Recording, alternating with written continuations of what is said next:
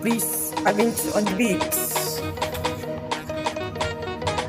Labarin rayuwa ta ku tsaya ku saurara, ni ne abinci yaran nan mai sana'a.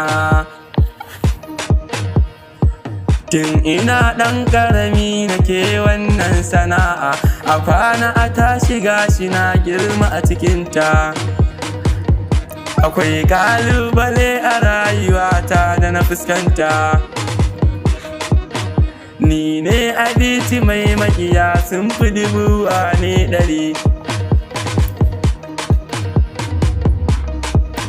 Na jikina da shi ake haƙar ramin mugunta.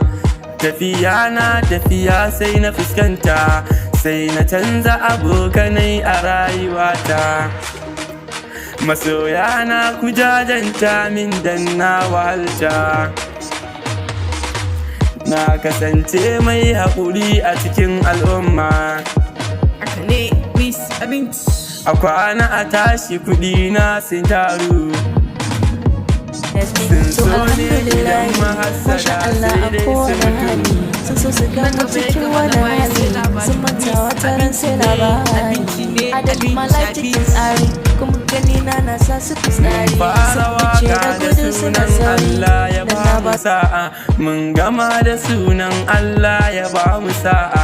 Allah ya raba mu da sirrin maƙiya. Komai ya farko sai ƙarshe. Please, abinci on the beat.